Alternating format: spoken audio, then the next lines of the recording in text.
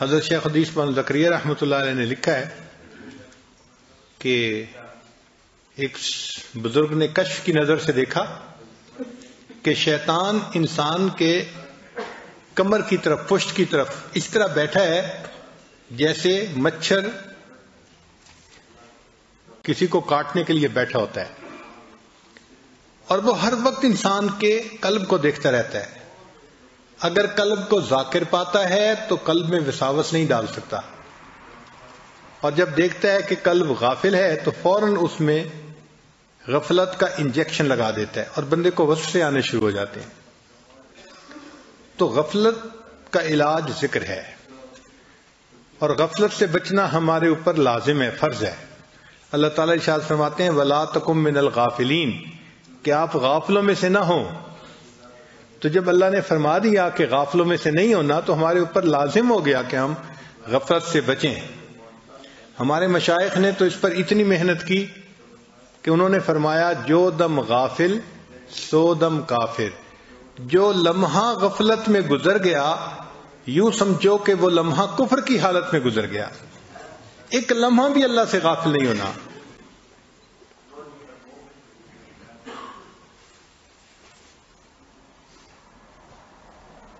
اور یہ چیز حاصل ہو سکتی ہے، انسان اللہ کا ذکر کثرت سے کرتا رہے تو ایسا جماؤ آ جاتا ہے کہ دل ہر وقت اللہ تعالیٰ کی یاد ہی میں لگا رہتا ہے، ایک لمحہ بھی غافل نہیں ہوتا۔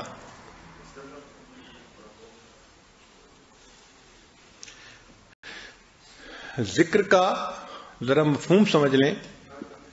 ایک مفہوم تو یہ ہے اللہ کو یاد کرنا، یہ ذکر کا معنی ہے،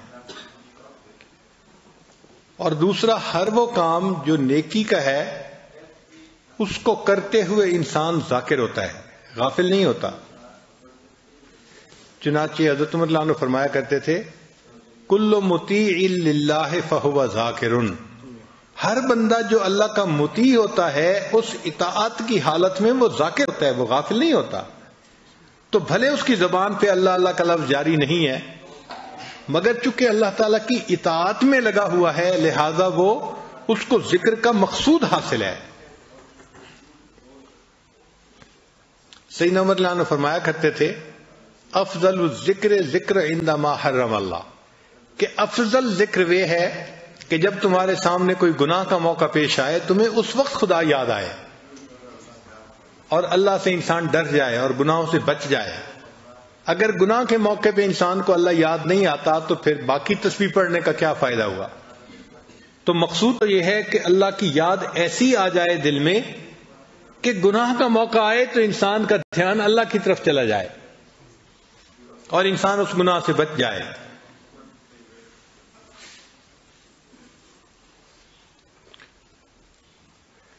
اس ذکر کو جتنا زیادہ کریں گے اتنا ہمارے زندگی میں برکت زیادہ آئے گی۔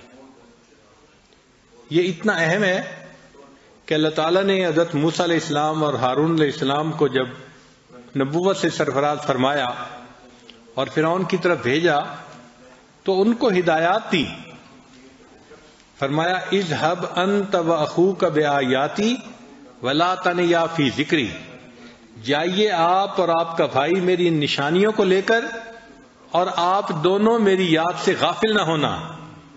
آپ دیکھیں اللہ تعالیٰ ہدایات دے رہے ہیں، اور کن کو دے رہے ہیں؟ انبیاء کو دے رہے ہیں، اور ان ہدایات کا تذکرہ قرآن میں اللہ فرما رہے ہیں، اور ان کو کہا گیا کہ دیکھیں آپ لوگ دین کی دعوت کا کام تو کریں مگر ولا تنیا فی ذکری، آپ دونوں میرے ذکر سے غافل نہ ہونا۔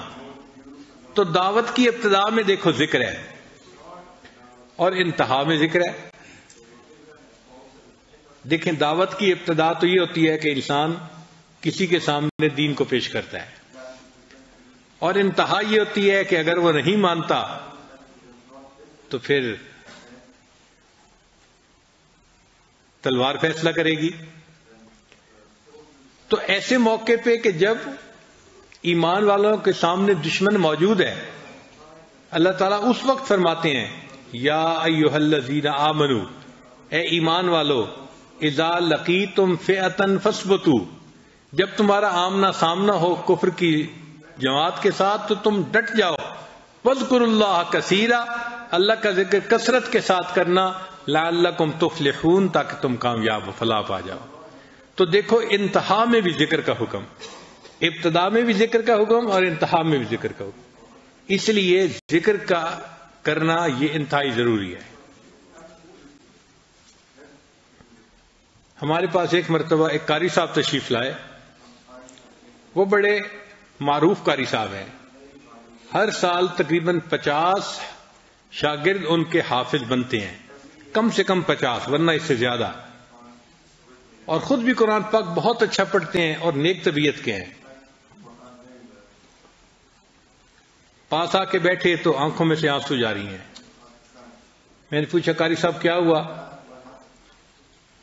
کہنے لگے کہ بس اور کسی کے سامنے تو اپنا من نہیں کھول سکتا، لیکن آپ کو تو میں اپنی حالت بتا سکتا ہوں.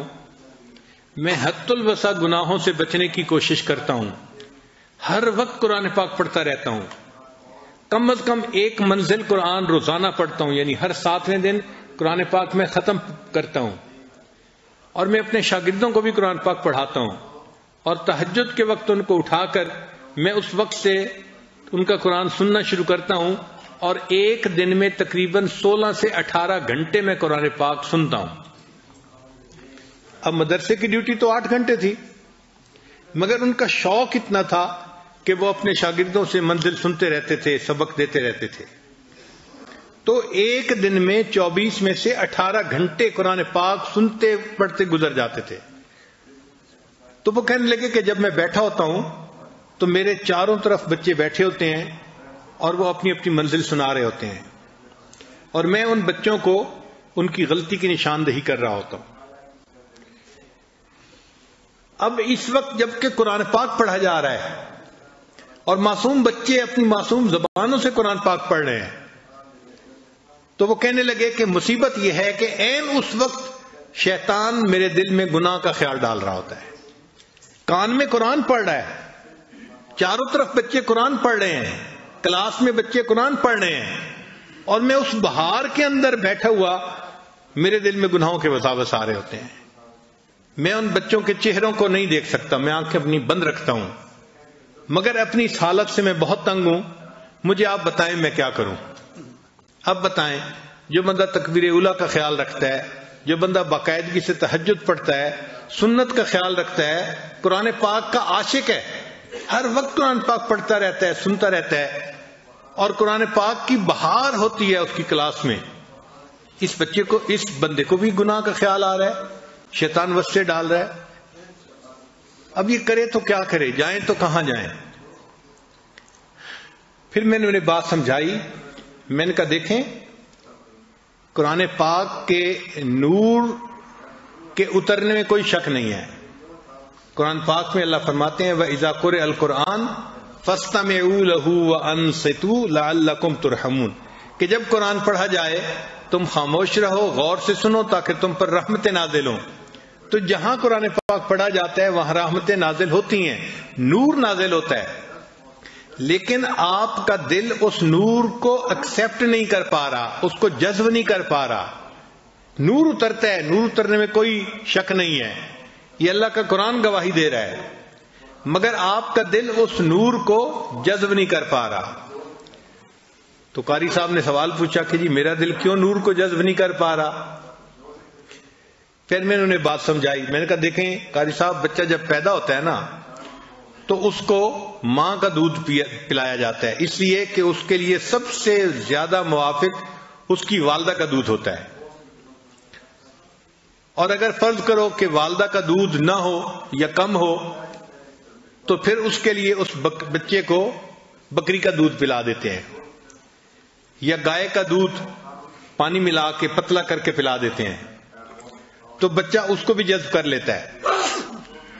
پھر جب بچہ بڑا ہو جاتا ہے، جوان ہو جاتا ہے، تو پھر اتنا قوی ہو جاتا ہے کہ اب اس کو بھینس کا دودھ بھی پلا دیں تو وہ اس کو بھی ہضم کر لیتا ہے.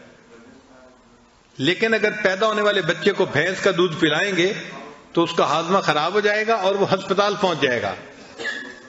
اس لیے کہ اس کا ہاضمے کا نظام اتنا کمزور ہے کہ وہ ثقیل دودھ کو برداشت نہیں کر سکتا.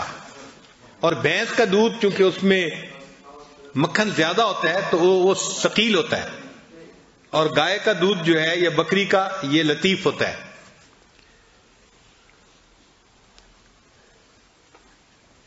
میں نے پوچھا یہ بات سمجھ آ گئی؟ کہنے لگے ہاں سمجھ آ گئی.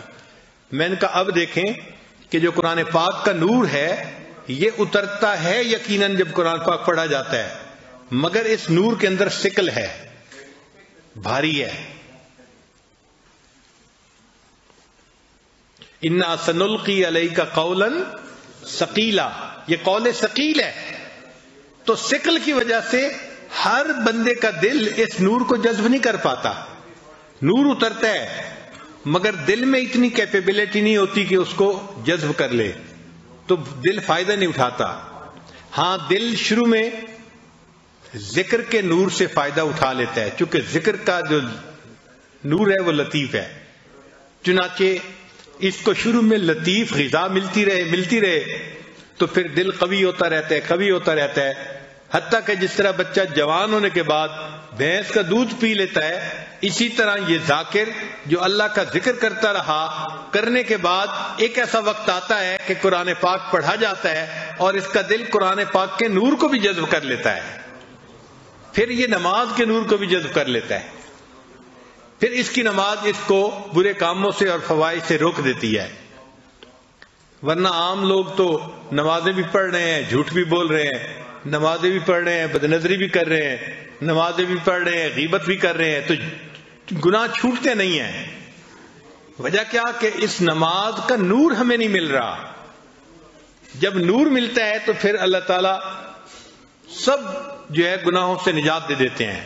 ان الصلاۃ تنہا عن الفحشاء والمنکر. تو نماز انسان کو ایسے برے کاموں سے محفوظ کر لیتی ہے.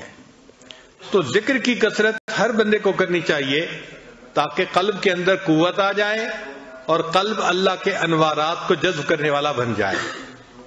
اللہ تعالیٰ ارشاد فرماتے ہیں فاذکرونی اذکرکم، تم میرا ذکر کرو میں تمہارا ذکر کروں گا. اس کا کیا معنی ہے؟ اس کا معنی یہ نہیں ہے کہ بندہ کہے اللہ اللہ اللہ اور اللہ فرمائے بندہ بندہ بندہ، ایسا نہیں ہے اس کا معنی. اس کا معنی کچھ اور ہے. دیکھیں اگر آپ نے کوئی انٹرویو دینا ہے جاب کے لیے اور جس بندے کے پاس انٹرویو دینا ہے وہ آپ کے والد کا بڑا دوست ہے، تو آپ تو انٹرویو دے کے آ جائیں گے، مگر آپ کے والد اپنے دوست کو فون کر کے کہیں گے کہ جی وہ جو آپ نے فیصلہ کرنا ہے نا جاب کا، تو ذرا میرے بیٹے کا خیال رکھنا. تو وہ کہے گا جی ہاں میں یاد رکھوں گا. پھر آپ کا والد اس کو پھر زبانی پھر یاد دہانی بھی کروا دیتا ہے، وہ جی ذرا میرے بیٹے کی بات یاد رکھنا. تو افسر کہتے ہیں جی میں یاد رکھوں گا. اب یہ جو وہ کہہ رہا ہے یاد رکھوں گا، اس کا کیا معنی ہے؟ اس کا معنی یہ ہے کہ جب اس بندے کے متعلق فیصلہ کرنا ہوگا تو میں اس کے حق میں بہتر فیصلہ کروں گا. افسر کا یاد کرنا یہ ہے کہ جب میں اس کے بارے میں فیصلہ کرنے لگوں گا تو اس کے حق میں خیر کا فیصلہ کروں گا. تو یہ معنی ہے کہ ہم تو اللہ کو اللہ کے ذکر سے یاد کریں گے، اور اس کے مقابلے میں جو اللہ بندے کو یاد کرتے ہیں تو اللہ جب فیصلے فرماتے ہیں تو بندے کے لیے خیر کے فیصلے فرما دیتے ہیں. اس بندے کے لیے اللہ تعالیٰ نئے نئے اعمال کی توفیقوں کے فیصلے فرما دیتے ہیں. اس بندے کو اللہ کا یاد رکھنا اس بندے کے لیے یہ ہے. تو اس لیے جتنا ہم ذکر کریں گے اتنا اللہ تعالیٰ ہمیں نئے نئے اعمال کی توفیق عطا فرمائیں گے، ہمارے عملوں کو قبول کریں گے. ہم اللہ تعالیٰ کو یاد کریں گے آسانی کے وقت میں، اور اللہ تعالیٰ اس کے مقابلے میں مشکل کے وقت میں ہمیں یاد فرمائیں گے.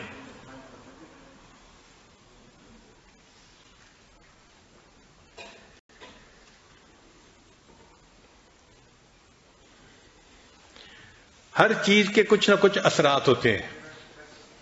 اب ایک بندہ ذکر کرتا ہے تو اس کے کچھ اثرات ہونے چاہیے نا. تو آپ کو پتہ ہے کہ جو بندہ ذاکر ہوتا ہے اس کے اثرات کیا ہوتے ہیں؟ اگر آپ غور کریں گے تو شاید دل میں اس کا جواب نہیں پائیں گے. ہمارے مشائخ نے باقاعدہ اس کی تفصیل لکھی ہے. وہ فرماتے ہیں کہ جو بندہ کثرت سے ذکر کرتا ہے اس کے جسم کے اعضاء میں اس کی علامات پائی جاتی ہیں. پہلی علامت کیا ہے کہ ذکر العینین بالبکا، آنکھوں میں سے آنسو کا رواں ہو جانا، دل نرم ہو جاتا ہے. ذکر کرنے والا بندہ دعا مانگتے ہوئے روتا ہے، نماز پڑھتے ہوئے روتا ہے، تلاوت کرتے ہوئے روتا ہے، بات اللہ کی کرتے کرتے اس کی آنکھوں سے آنسو نکل آتے ہیں، دل نرم ہو جاتا ہے نا. تو ذکر العینین بالبکا، آنکھوں کا ذکر یہ ہے کہ آنکھوں سے آنسو جلدی رواں ہو جائیں. جب دل سخت ہو جاتا ہے تو جیسے سخت زمین سے پانی نہیں نکلتا، پھر انسان کی چشم سے بھی پانی نہیں نکلتا. یہ جو چشم ہے نا، چشم کہتے ہیں آنکھ کو، یہ چشم چشمہ بن جاتی ہے جب دل نرم ہوتا ہے. اور کئی دفعہ چشمہ بھی خشک ہو جاتا ہے. تو جب دل سخت ہوتا ہے تو یہ آنکھ کا چشمہ خشک ہو جاتا ہے، پھر آنکھ سے آنسو نہیں نکلتے. بہت سارے لوگ ہیں وہ کہتے ہیں جی کہ میں دوسروں کو دیکھتا ہوں سب رو رہے ہوتے ہیں، مجھے رونا نہیں آتا. بھائی آپ نے اگر اپنے دل پہ محنت کی ہوتی تو پھر آپ کو بھی رونا آ رہا ہوتا. تو آنکھوں پہ جو اثر ہوتا ہے ذکر کا وہ کیا کہ ذکر العینین بالبکا، آنکھوں میں سے آنسو روانہ ہو جاتے ہیں. وذکر الاذنین بالاصغاء، اور کانوں کا ذکر یہ ہے کہ انسان کے کان بات کو سننے کے لیے متوجہ ہوتے ہیں. یعنی ایسا بندہ دوسرے کی بات کو توجہ سے سنتا ہے اور اس پر عمل کرتا ہے. الذین یستمعون القول فیتبعون احسنا، وہ لوگ جو اچھی طرح بات کو سنتے ہیں اور اس پر اچھی طرح عمل کرتے ہیں. آج کل ہم بہت ساری باتوں کو سنتے تو ہیں لیکن اس سے فائدہ نہیں اٹھاتے. کیوں؟ ایک کان سے سنتے ہیں اور دوسرے کان سے نکال دیتے ہیں.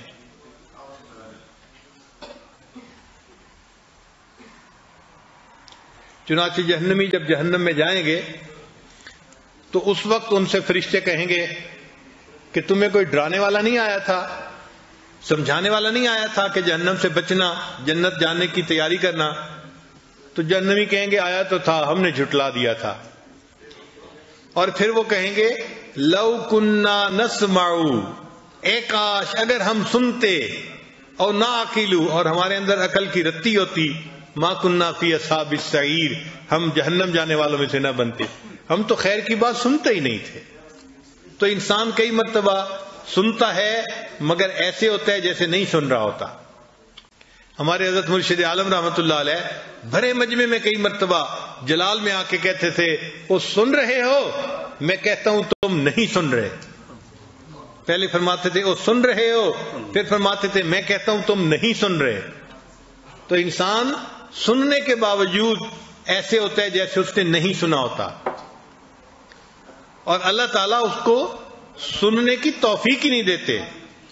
قرآن پاک میں اللہ فرماتے ہیں وَلَوْ أَرَادَ اللَّهُ بِهِمْ خَيْرًا لَأَسْمَعَهُمْ، اگر اللہ ان میں خیر پاتے ان کو سننے کی توفیق دے دیتے.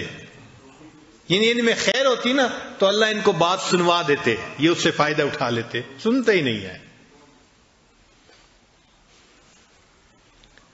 تو کانوں کا ذکر یہ ہے کہ انسان خیر کی بات کو سنے اور اس پر عمل کے لیے فوراً تیار ہو جائے.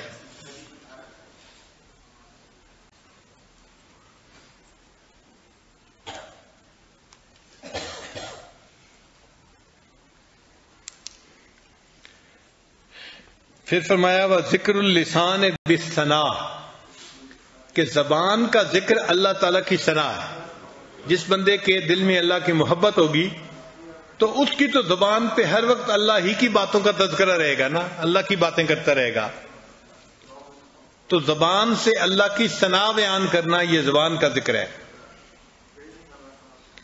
یا تیرا تذکرہ کرے ہر شخص، یا تیرا تذکرہ کرے ہر شخص، ورنہ پھر ہم سے گفتگو نہ کرے. تو ذاکر کی یہ کیفیت ہوتی ہے، اس کی زبان پہ ہر وقت اللہ کا ذکر رہتا ہے. جہاں جاتے ہیں ہم تیرا فسانہ چھیڑ دیتے ہیں، موقع ملتا ہے وہ اللہ کی بات شروع کر دیتا ہے. ہم تو زندہ ہیں کہ دنیا میں تیرا نام رہے، بس اللہ کا نام لیتے رہتے ہیں ہر وقت. وذکر اللسان بالثناء وذکر الیدین بالعطاء، اور ہاتھوں کا ذکر یہ ہے کہ انسان اللہ کے راستے میں خرچ کرے، اپنے مال کو دے. یہ جو عطا کی صفت ہے نا، یہ بھی ہر بندے کو نصیب نہیں ہوتی.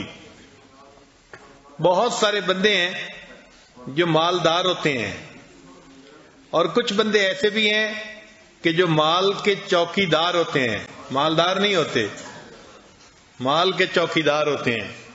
بس یہی دیکھتے رہتے ہیں کہ اب میرا بیلنس اتنا ہو گیا، اب اتنا ہو گیا، اتنا ہوتا ہے، اور اللہ کے راستے میں خرچ کی توفیق نہیں ہوتی. مالدار وہ ہے جس کو اللہ تعالیٰ خوب دے اور وہ اس مال کو اللہ کے راستے میں خوب خرچ کرے. یہ مالدار ہے جو اپنے اس مال کو صحیح جگہ استعمال کر رہا ہے. حدیث مبارکہ میں ہے کہ نبی علیہ الصلوۃ والسلام رمضان المبارک میں اللہ کے راستے میں بہت کثرت کے ساتھ خرچ فرماتے تھے. تو انسان کے اندر یہ صفت ہونی چاہیے کہ اس کے ہاتھوں میں عطا کی صفت ہو، دے اللہ کے راستے میں. یاد رکھیں جو ہم دیتے ہیں نا، یہ واپس لوٹ کے آتا ہے، اور کئی گنا زیادہ ہو کے واپس آتا ہے. ایک دیں گے اللہ تعالیٰ اس کے بدلے کم سے کم 10 عطا فرمائیں گے. من جاء بالحسنۃ فلہ عشر امثالھا. اس لیے صحابہ رضی اللہ تعالیٰ عنہ اللہ کے راستے میں خوب خرچ کرتے تھے. سیدہ شریکہ رضی اللہ تعالیٰ عنہ، ان کو حضرت عمر رضی اللہ عنہ نے ایک مرتبہ 40,000 درہم بھیجے. تو انہوں نے مدینہ کی بیواؤں کو، یتیم بچوں کو بلوایا اور ان میں پیسہ خرچ کرنا شروع کر دیا، ان کو دینا شروع کر دیا. باندی نے دیکھا کہ گھر میں تو کھانے کی کوئی چیز نہیں، اور ام المؤمنین روزے سے بھی ہیں اور روزہ افطار کرنے کا وقت آ رہا ہے. تو وہ آئی اور کہنے لگی کہ ام المؤمنین کچھ پیسے مجھے بھی دے دیں، گھر میں افطاری کی کوئی چیز نہیں، میں کوئی چیز لے کے آؤں. تو فرمایا تو مجھے پہلی بتاتی، میں نے تو وہ سارے کے سارے پیسے اللہ کے راستے میں خرچ کر دیے. یہ ہے عطا کی صفت کہ سارے پیسے اللہ کے راستے میں خرچ کر دیے، اور اپنے لیے افطاری کو کچھ ہے یا نہیں اس کا پتہ بھی نہیں چلا. ام المؤمنین سودہ رضی اللہ تعالیٰ عنہ، ان کو ایک مرتبہ حضرت عمر رضی اللہ عنہ نے 25,000 درہم بھیجے مال غنیمت میں سے، ان کا حصہ بنا تھا. تو جب 25,000 درہم ملے تو انہوں نے اسی وقت عورتوں کو بلوایا، غریب عورتوں کو، اور ان میں تقسیم کر دیے. جب تقسیم کر کے فارغ ہو گئیں تو پھر انہوں نے 2 رکعت نفل نماز پڑھی، اور نفل کے بعد یہ دعا مانگی، اے اللہ امیر المومنین عمر رضی اللہ عنہ کو آئندہ توفیق ہی نہ دے کہ وہ میری طرف پیسے بھیجا کریں. اے اللہ ان کو توفیق ہی نہ دے کہ وہ میری طرف پیسے بھیجیں. جو آیا سب اللہ کے راستے میں دے دیا، اور اوپر سے دعا بھی مانگی کہ یہ میری طرف پیسے بھیجا ہی نہ کریں، اس لیے کہ وہ دنیا کی حقیقت سے واقف تھے، جانتے تھے. بذکر البدن بالوفا، اور بدن کا ذکر یہ ہے کہ انسان اللہ سے وفا کرے. اللہ سے وفا کیا ہے کہ اللہ کے غیر کی طرف متوجہ نہ ہو، سب اپنی نگاہیں اللہ کے اوپر ہی مرکوز رکھے. انی وجہت وجہی للذی فطر السماوات والارض. جیسے ابراہیم علیہ السلام نے شرک خفی اور شرک جلی دونوں قسم کے شرک سے سچی توبہ کر لی تھی، اور اللہ ہی کی طرف وہ متوجہ ہو گئے تھے اور انہوں نے یہ الفاظ کہے تھے انی وجہت وجہی للذی فطر السماوات والارض، یہ ان کے الفاظ ہیں۔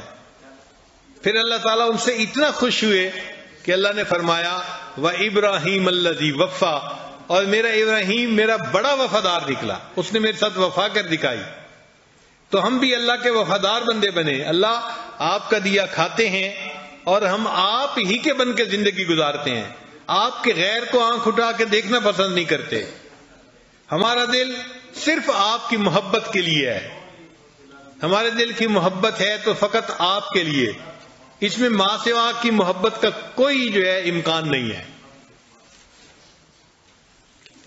وَذِكْرُ الْبَدَنِ بِالْوَفَا وَذِكْرُ الْقَلْبِ بِالْخَوْفِ وَالرَّجَاءِ، اور قلب کا ذکر یہ ہے کہ انسان کے دل میں اللہ سے امید بھی ہو اور اللہ کا ڈر بھی ہو۔ کہتے ہیں نا الایمان بین الخوف والرجاء، کہ ایمان خوف اور امید کے درمیان ہوتا ہے۔ کیا معنی؟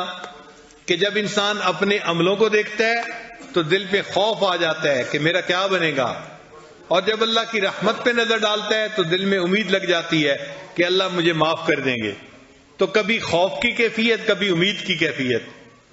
تو مومن کے دل میں بھی یہی کیفیت رہتی ہے، کبھی خوف کی ہوتی ہے اور کبھی امید کی ہوتی ہے۔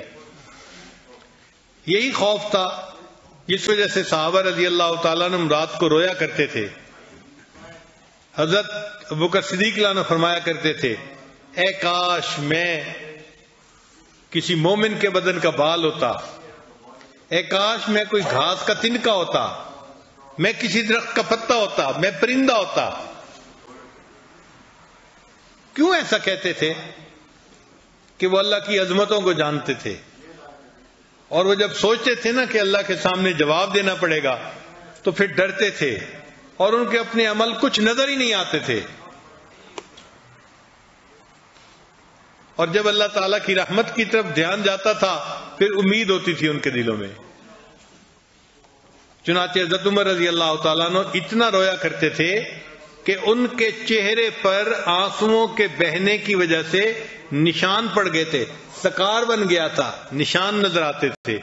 آپ نے زندگی میں کوئی ایسا بندہ دیکھا کہ جو اتنا روتا ہو کہ اس کے رخسار پر آنسو کے بہنے کی لائن بن گئی ہو، نشان پڑ گیا ہو؟ ہم نے تو زندگی میں کوئی ایسا بندہ نہیں دیکھا۔ کتنا روتے ہوں گے اللہ کے حضور، کثیر البکا تھے۔ حتیٰ کہ جب خلیفہ بنے تو پانی مانگتے تھے، اور ان کو پانی کی جگہ اگر مشروب مل جاتا تھا تو وہ مشروب کو آنسوؤں کی ملاوٹ سے پیا کرتے تھے۔ یعنی پیالے میں سے مشروب پینا ہوتا تھا اور آنسو بہ کے پیالے کے اندر جا رہے ہوتے تھے، آنسوؤں کی ملاوٹ سے مشروب پیتے تھے۔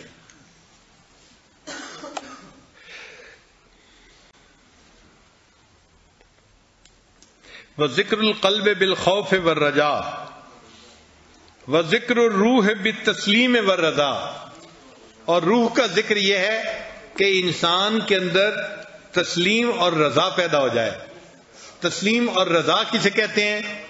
کہ اللہ تعالیٰ نے جو تقدیر بنائی انسان اس کے اوپر راضی رہے، خوش رہے، مطمئن رہے کہ اللہ نے جو بنایا، جو میری تقدیر لکھی بالکل ٹھیک لکھی۔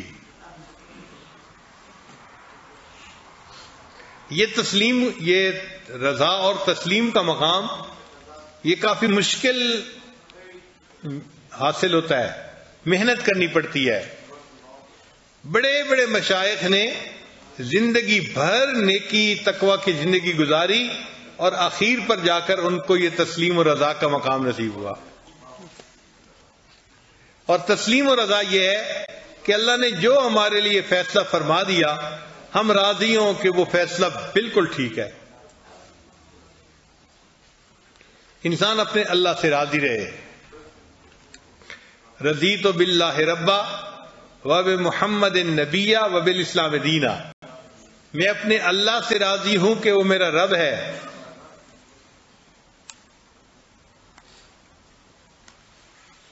اور میں محمد صلی اللہ علیہ وسلم سے راضی ہوں کہ وہ میرے نبی ہیں، اور میں اسلام سے راضی ہوں کہ اسلام میرا دین ہے۔ حدیث پاک میں آتا ہے کہ جس بندے کے اندر یہ تین صفتیں ہوں گی، ذاق طعم الایمان، اس بندے نے ایمان کے ذائقے کو چکھ لیا۔ ایمان کا ذائقہ کیا ہوتا ہے؟ جس بندے میں 3 صفتیں ہوں تو ہم اللہ سے راضی رہیں ہر حال میں. ایک دفعہ بنی اسرائیل نے کویسچن کیا حضرت موسیٰ علیہ السلام سے کہ حضرت ہمیں کیسے پتہ چلے اللہ ہم سے راضی ہیں؟ تو موسیٰ علیہ السلام نے فرمایا میں کوہ طور پہ جاؤں گا تو اللہ تعالیٰ سے یہ سوال پوچھوں گا. چنانچہ موسیٰ علیہ السلام نے سوال پوچھا اے اللہ میری قوم پوچھتی ہے ہمیں کیسے پتہ چلے کہ آپ ہم سے راضی ہیں؟ تو اللہ تعالیٰ نے فرمایا کہ میرے پیارے موسیٰ علیہ السلام اپنی قوم کو بتا دیجئے کہ یہ فیصلہ کرنا آسان ہے. اگر یہ لوگ اپنے دل میں مجھ سے راضی ہیں میں ان سے راضی ہوں، اگر یہ مجھ سے خفا ہیں تو میں ان سے خفا ہوں. تو یہ پتہ کرنا کہ اللہ ہم سے راضی ہے یا نہیں بہت آسان ہے. ہم اپنے دل میں جھانک کے دیکھیں کہ ہمارے دل میں کوئی شکوہ شکایت تو نہیں ہے. اگر ہمارے دل میں شکوے ہیں، بیٹے کو نوکری نہیں ملی، بیٹی کا رشتہ نہیں آ رہا، فلاں ڈیل پوری نہیں ہو رہی، فلاں یہ نہیں ہو رہا، فلاں وہ نہیں ہو رہا، اگر ہمارے دل میں شکوے ہیں اس کا مطلب اللہ ہم سے ناراض ہے. اور اگر ہمارا دل پرسکون ہے کہ جی اللہ نے جو کیا ہے میں اپنے اللہ سے راضی ہوں، میں اپنے اللہ سے خوش ہوں، تو اس کا مطلب یہ کہ اللہ ہم سے خوش ہیں. ہمیں اپنے اللہ سے ہر حال میں راضی رہنا سیکھنا چاہیے.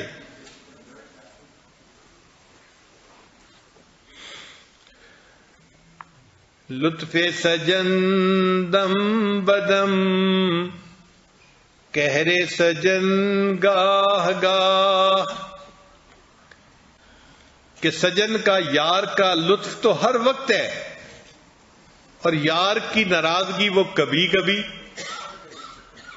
لطف سجن دم بدم قہر سجن گاہ گاہ، ای بھی سجن واہ واہ اوں بھی سجن واہ واہ. اے میرے مالک میں ایسے بھی آپ سے راضی، میں ایسے بھی آپ سے راضی. تو ہم اپنے اللہ سے ہر حال میں راضی رہیں.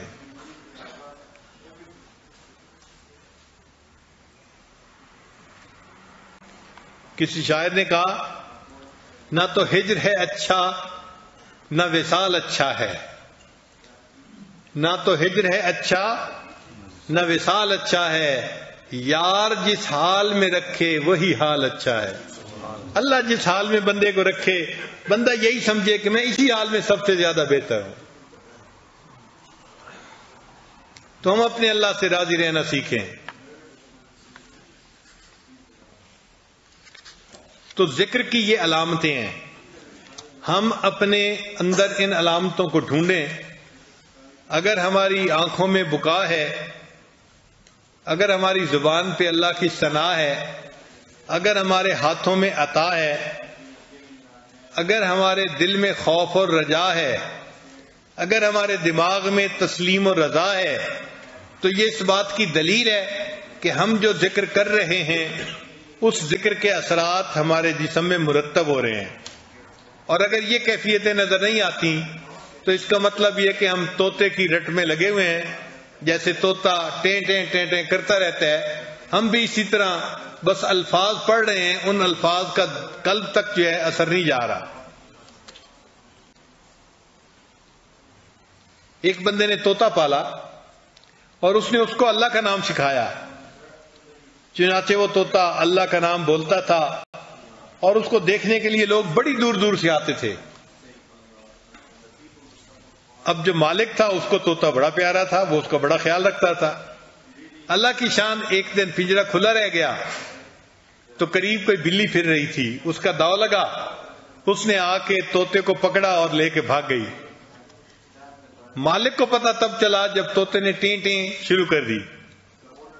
اب اس کو غم بھی تھا کہ میرا طوطا اللہ کا لفظ بولتا تھا اور لوگ سننے آتے تھے، مجھے خوشی ہوتی تھی. اب اس طوطے کو بلی لے کے چلی گئی، مگر اس کو حیرانی بھی تھی. تو وہ کسی اللہ والے کے پاس آیا اور کہنے لگا کہ حضرت مجھے حیرانی اس بات کی ہے کہ میں نے اسے اللہ اللہ سکھایا تھا، جب بلی اس کو پکڑ کے لے گئی تو اس کی زبان سے اللہ اللہ تو نہیں نکل رہا تھا، ٹیں ٹیں نکل رہی تھی. تو ان بزرگوں نے فرمایا کہ پریشان ہونے کی بات نہیں ہے، اصل میں اس کی زبان پہ اللہ اللہ تھا اور اس کے دل میں ٹی ٹی تھی، اور موت کے وقت وہ نکلتا ہے جو دل میں ہوتا ہے۔ اگر اس کے دل میں اللہ اللہ ہوتا تو پھر موت کے وقت بھی اللہ اللہ نکل رہی ہوتی۔ تو بھائی زبان سے صرف الفاظ پڑھ لینا کافی نہیں جب تک کہ دل میں اس کا اثر مرتب نہ ہو۔ اللہ کرے کہ ہمارے دل میں اللہ کا نام رچ بس جائے، حتیٰ کہ جب موت کا وقت آئے تو اللہ کا نام ہماری زبان پہ جاری ہو جائے، بے اختیار کلمہ جاری ہو جائے اور کلمہ پڑھیں اور اپنے رب کے حضور پیش ہو جائیں۔ وآخر دعوانا ان الحمد للہ رب العالمین۔ تھوڑی دیر کے لیے مراقبہ کر لیجئے، آنکھوں کو بند کر لیجئے، سر کو جھکا لیجئے، دنیا اور جو کچھ دنیا میں ہے اس سے ہٹ کٹ کے اللہ رب العزت کی یاد میں ڈوب جائیے۔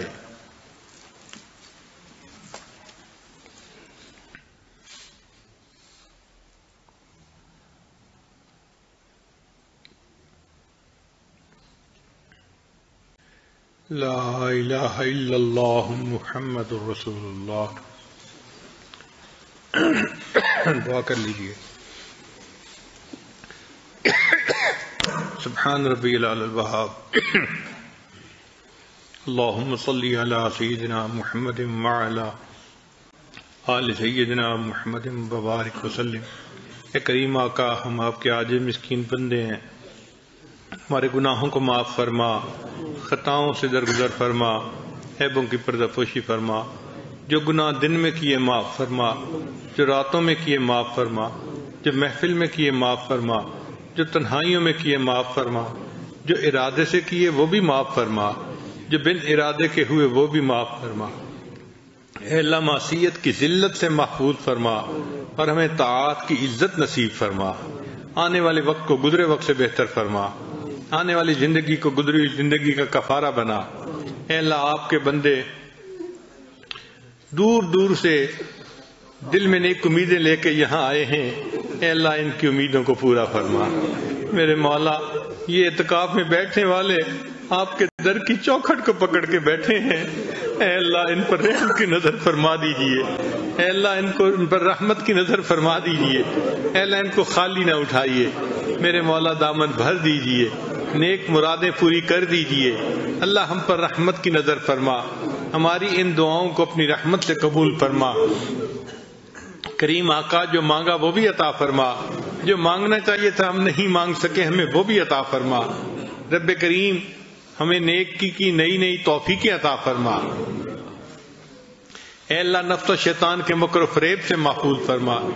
میرے مالک، ہمارے نفس کو نفس مطمئنہ بنا۔ اے اللہ، ہم گناہ نہیں کرنا چاہتے، ہمارا نفس امارہ ہے اور شیطان بدبخت پیچھے لگا ہوا ہے۔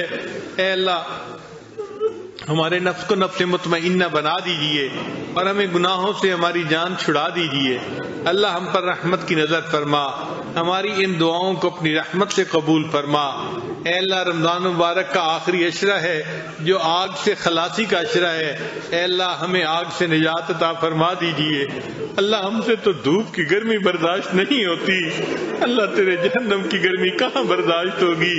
اے اللہ، رحمت کی نظر فرما دیجئے، قیامت کے دن کی ذلت و رسوائی سے محفوظ فرما لیجئے، ہماری ان دعاؤں کو اپنی رحمت سے قبول فرما لیجئے۔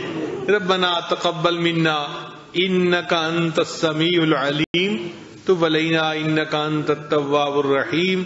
صلی اللہ تعالی علی حبیبہ سیدنا محمد وآلہ واصحابہ اجمعین برحمتک یا ارحم الراحمین۔